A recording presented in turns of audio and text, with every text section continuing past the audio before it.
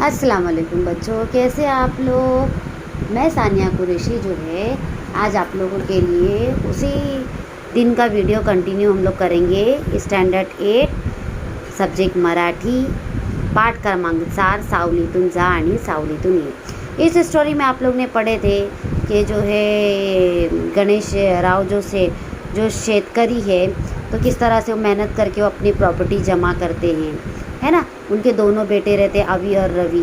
एक बेटा जो है अच्छा रहता है और एक बेटा जो है बहुत आलसी रहता है वो, है ना।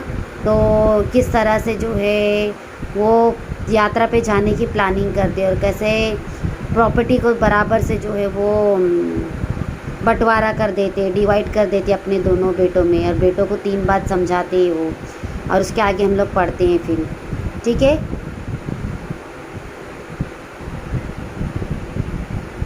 गणेशराव यात्रेला निघाले, वो यात्रा पे निघून गेले, वो यात्रा पे चले जाते।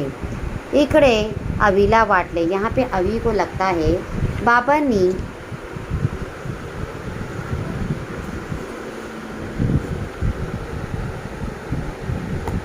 थोड़ा मैं बड़ा कर रही हूँ स्क्रीन।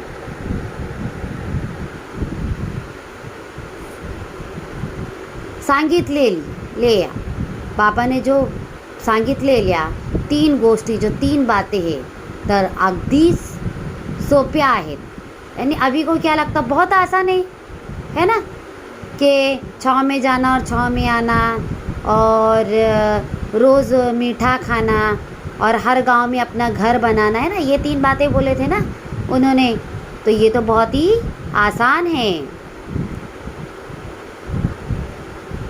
कामाला सावलीतून जा व सावलीतून ये, असं बाबांनी सांगितलं। यानी काम को छाँव में जाओ और छाँव में आओ, ऐसा बाबा ने कहा।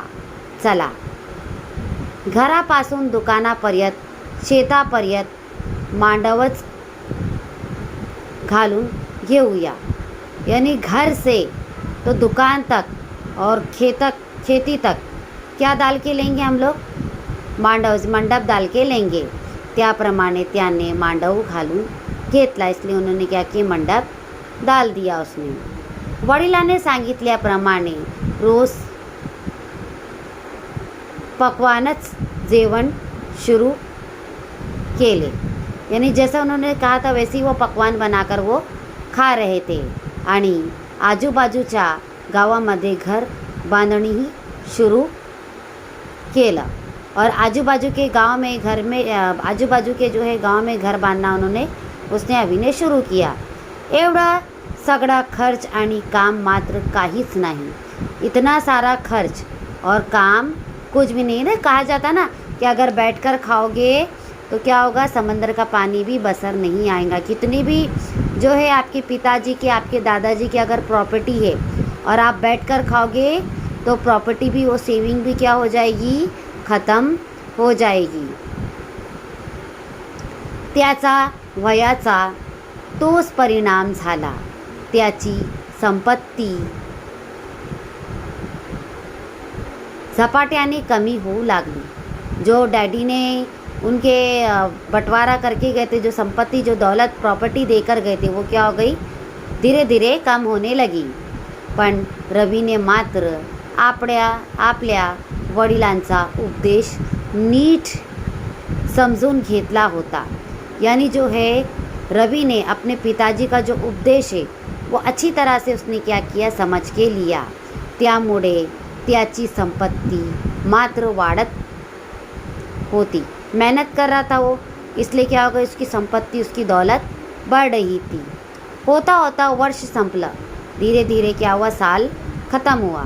गणेशराव आपली यात्रा संपवून घरी परत आले। वो अपनी यात्रा को ख़त्म करके घर पर आ गए। अवी रवि धावतच त्यांना भेटायला आले, और अवी रवि उनके जो बेटे थे वो भागकर क्या हो गए, उनसे मिलने के लिए आए। गणेशरावांनी अवीला विचारले। गणेशरावने अवी से पूछा, काय रे, कसं काय चालू आहे, क्या रे, कैसा क्या चालू है ना, कैसे हो, कैसा कारोबार चल रहा है। अभी चिडून म्हणाला, अभी क्या हो गया, चिढ़ गया पिताजी पर, कहता है वाह बाबा छान उपदेश केलात, वाह बाबा बिलकुल छान अच्छा मेसेज आपने देकर गए हूँ, तुमच्या उपदेशाप्रमाणे मी वागलो, तुम्हारे उपदेश के अनुसार, तुम्हारे जो है एडवाइस के अनुसार मैं चला हूँ, मैंने वो किया, काय परिणाम झाला, देखो क्या उसका जो है नतीजा निकला, मी कंगाल झालो, मैं क्या हो गया, कंगाल हो गया, रवि तुझं कसं चालू आहे, अब उन्होंने अपने दूसरे बेटे से पूछा रवि तेरा कैसा चालू है, गणेशरावांनी विचारले, किसने पूछा, ये गणेशराव ने पूछा, बाबा मी ही तुमचा उपदेश पढ़ला, मैंने तुम्हारे मैसेज को अच्छी तरह से पढ़ा, सावलीतून कामाला गेलो आणि सावलीतून आलो, यानी छाव में मैं काम पे गया और छाव में ही मैं आया, म्हणजे सकाळी मतलब सुबह में लवकर उन्न व्हायचं, आता कामाला गेलो, यानी सुबह सुबह ही मैं क्या हुआ, उठकर काम पर गया आणि उन्न उतरल्यावर परत आलो, और जैसी ही धूप उतर गई यानी शाम हो रही थी तो मैं वापस आया, परत आना यानी क्या, वापस आना, दिवसभर यानी दिन भर कष्ट केल्यामुळे यानी मेहनत करने के बाद रोजची भाजी भाकरी ही मला पकवानासारखी गोड लागत असे, यानी रोज की मैंने मेहनत किया है ना, तो रोज की जो भाजी भाकरी भी मुझे कैसी लग रही थी, मीठी लग रही थी है ना, आणि सगळ्यांशी प्रेमाने वागल्यामुळे यानी सबसे बात करना, सबसे बिहेवियर अच्छा रखना, अडचणीच्या वेळी मदत केल्यामुळे आजूबाजूच्या सर्व मधले बरेच लोग माझे मित्र झाले, सबसे बिहेवियर मैंने अच्छा रखा, सबकी जो अड़चन में मुश्किल में मैंने मदद की तो आजू बाजू के गांव वाले भी क्या हो गए, मेरे दोस्त बन गए, त्याच्या घरी मी हक्काने जाऊन शकतो, अब मुझ पे वक्त आएगा तो क्या होगा, मैं हक से अपने आजू बाजू के घर में जा सकता हूँ, त्याचं घर म्हणजे माझंच घर झालं, जैसा बेटा देखो शाम में हम अपने घर पर हक से आते कि नहीं आते, हमारे घर से हमको कोई भगाता कि हाथ पकड़ के कि नहीं भाई माता, वैसे अगर आप सबसे अच्छी तरह से बर्ताव रखोगे, आजू बाजू वालों से अच्छे बर्ताव रखोगे तो अल्लाह ना करे कभी आप पे वक्त भी आता है तो आप हक से जाओगे,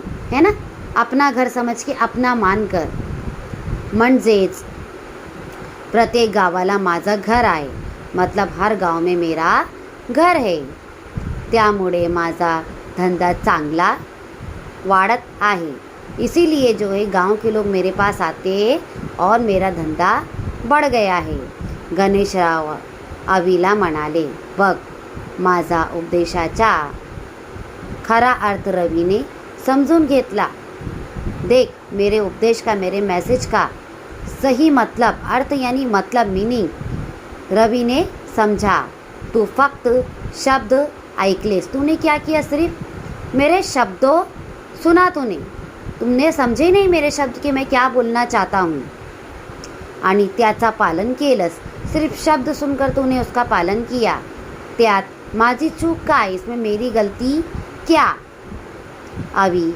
खजीला झाला, खजील यानी शर्मिंदा होना, अभी खजील झाला यानी वो शर्मिंदा हो गया, तो म्हणाला, उसने कहने लगा, बाबा आता मी ही रवि सारखं काम करेन, अब मैं भी रवि की तरह काम करूँगा आणि यशस्वी होऊन, यशस्वी यानी कामयाब, सक्सेस, यशस्वी होऊन और कामयाब होऊंगा दाखवीन, हे ऐकून गणेशरावांना खूब आनंद झाला, ये सुनकर जो है गणेशराव को, उसके पिताजी को खूब खुशी हुई।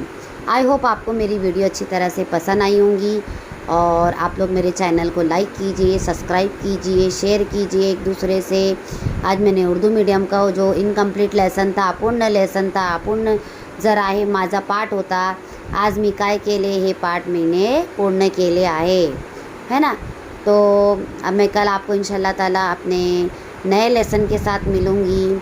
और मेरे चैनल को आप लोग लाइक भी कीजिए, सब्सक्राइब भी कीजिए और शेयर भी कीजिए और कमेंट बॉक्स में आप लोग कमेंट भी कीजिए और मेरी वीडियो आखिर तक देखिए।